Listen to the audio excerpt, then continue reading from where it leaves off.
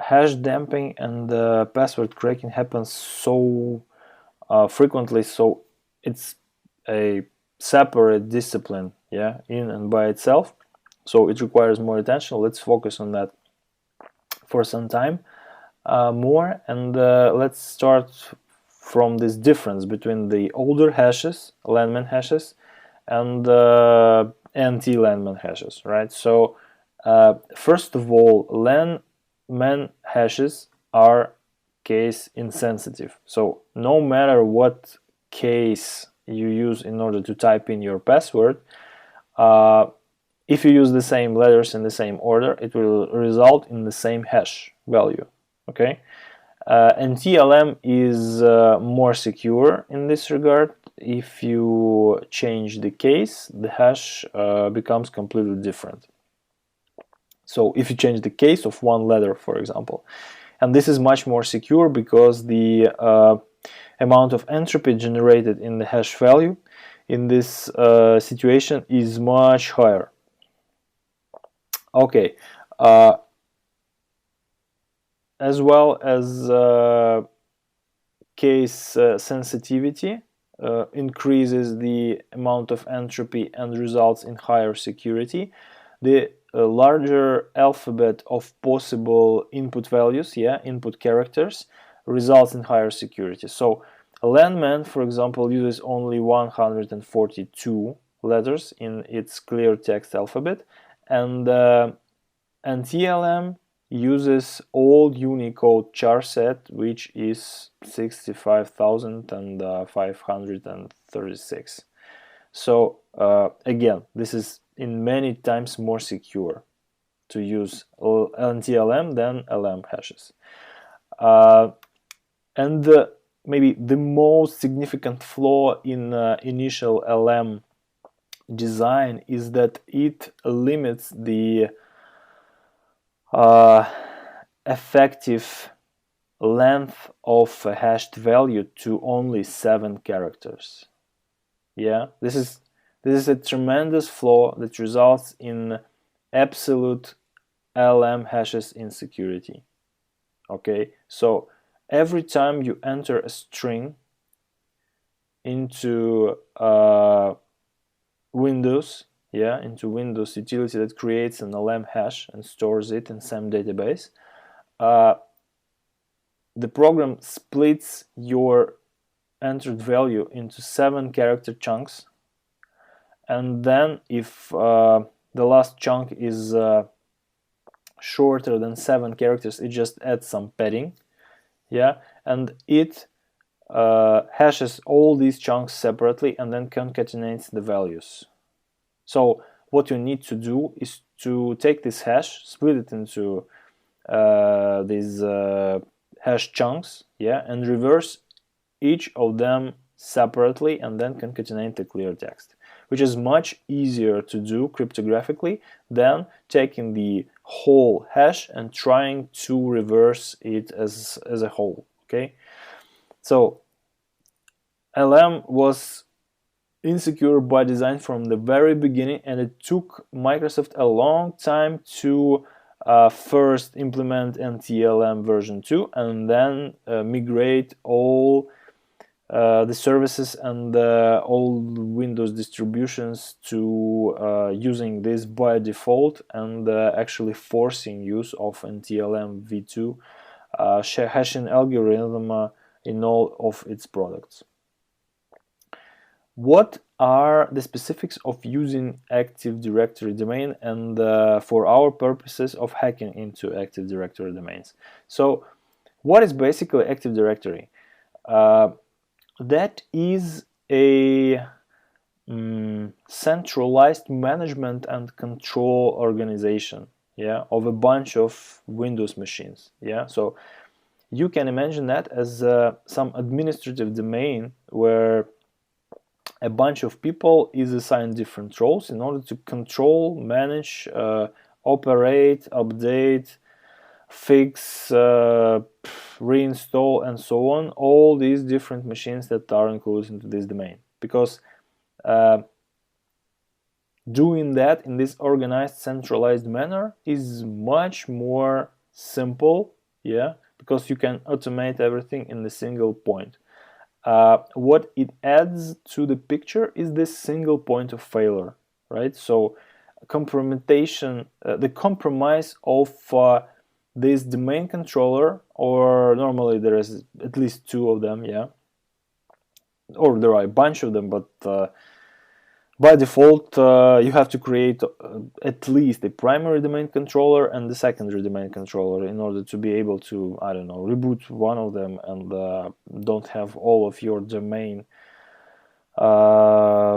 fail and stop for this period of reboot. Because when the domain controller is not available, anything that is not hashed locally in the systems should not be resolved. Any password should not be verified centrally on the domain controller. For example, when you're trying to connect somewhere, you will just be rejected for the reason that you cannot be given the permission. The authorized party in this interoperation cannot do that. It's offline. How is it organized? So Active Directory domain controller holds this LDEP catalog. This is like a tree of different objects containing other objects, and there are groupings among them, and you can imagine that as a large organizational chart of a company or a department or a local branch that contains all information about who can do what. So it's more of an authorization mechanism than authentication mechanism.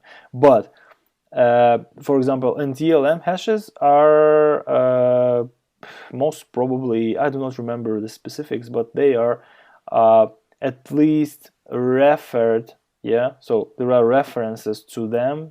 They are stored in some databases on domain controllers, but there are symbolic links to those places in LDAP catalogs that hold all the technical information, all the Active Directory domain schema, okay? And there is this service that implements authentication. What it does, it's called Kerberos. It's common. It has different implementations throughout different architectures in Unix, Linux, and so on. And in Active Directory, what it does, it basically provides you the means of centralization of authentication process. So every time a user tries to log in, either locally to a machine or remotely to a server or a specific application service, it does not provide the credentials to the system directly. Yeah, instead the system redirects the user to the domain controller, and the domain controller asks the user for authentication credentials, verifies them, and gives the user the ticket. Yeah, so Kerberos ticket that contains like a certificate that the credentials of the user are verified and applicable for this specific use he is trying to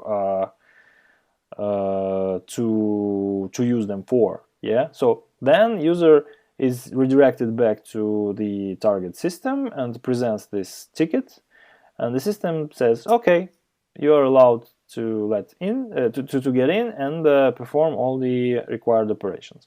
So for some period of time these tickets are cached. Yeah, so users are not going to Active Directory controller and provide credentials for a ticket all the time they need access. Yeah, so the system, the target system, for some period of time, it just remembers that information. And this is called sessions caching, right? So once you're in,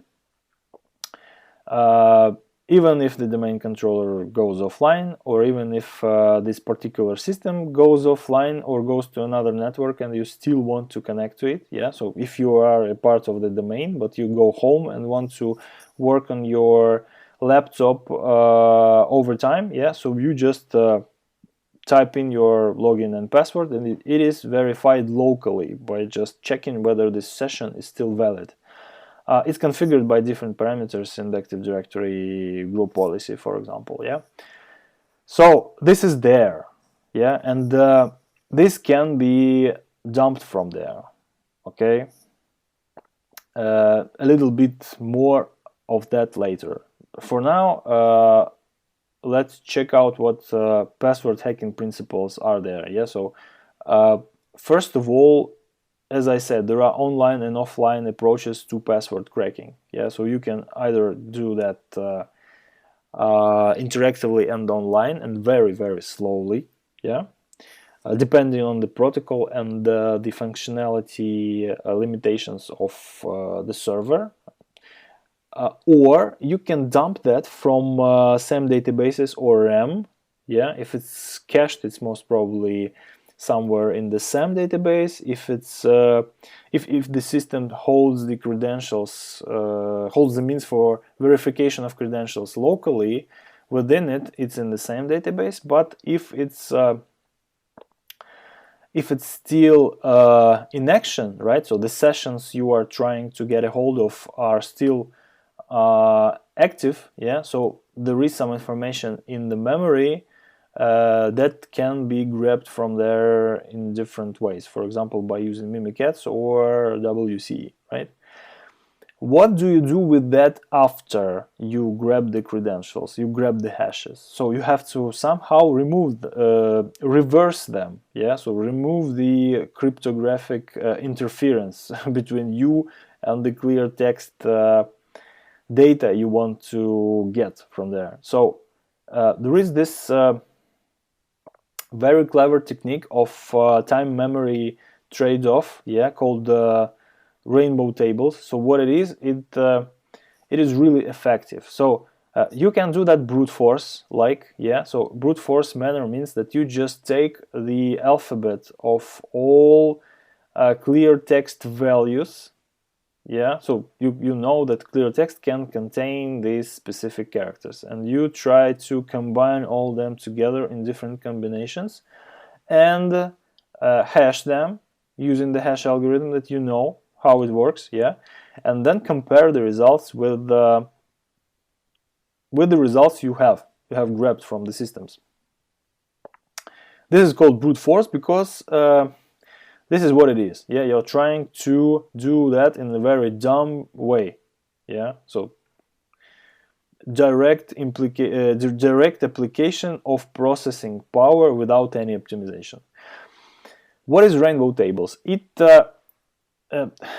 It's really clever and it's quite sophisticated. I will try to explain it in this way. It's like getting the idea of there can be a really large number of different combinations of all these characters that are within the clear text alphabet. Okay, so there is a really large number of values, virtually infinite number of them, because we can produce the text of any length to feed into hashing algorithm. And there is actually a limited number of hash values, because what hashing algorithm does, it takes the data of variable length, and its purpose is to produce the data of a fixed length out of it. Okay, so hash values are always of a specific length. Yeah, so SHA1, for example, produces 40 characters, yeah, of hashes. So this is mapping a lot, like infinite number of combinations of data inputs into a limited number of results. So even theoretically, it is intuitively clear that there is a way to optimize that. Yeah, so rainbow tables do this calculation of all possible hash values without actually giving you all possible clear text values, because basically what you need to recover is any clear text value that results in this hash value. Okay, so once given that, you can type it into the system and it will let you in, even if it's not the equivalent of the password that has been initially provided by the original user. So this is how it works. And the rainbow tables, they basically get the advantage of this time memory trade-off, yeah, that there are unlimited number of possible clear text values, but actually you have to create only one value per hashed value in order to be effective in this process. So for different lengths and for different alphabets, there are different rainbow tables. Some of them are openly and freely available. Some of them are commercially available. There are even services that you just type your hash in and they either start cracking that, or they provide you already calculated result that was previously known from some other user, for example. So this is rainbow tables. The tools, just to remind you that there is John the Ripper, there is Windows Credentials Exporter, there is Mimikatz program, a relatively new one, very clever, and it allows extracting all types of interesting information from memory, including passwords and hashes. There are Metasploit framework post modules that do that, and there is this volatility framework, which is kind of cool too. It's basically memory forensic tool. So what memory forensics is, let me remind you, that is getting different tips and different hints from digital data about what's going on in the system in a particular time. Yeah, so what forensics normally are used for crime investigations, but in our case, volatility allows us to, for example, dump all the contents of the memory of the RAM to the disk and then process that disk as if we have direct access to a snapshot of machine's RAM in time. Okay, so this is kind of cool, and this allows us to process all this otherwise volatile information in a way as if we could access to this could have access to this snapshot for a really long period of time. So we know that now the system administrator is interactively logged in. Yeah, so we catch this moment, we do the memory dump, and we then take it back home, take it to our mothership, to our machine we control locally, and then do all this analysis in order to recover administrator's password.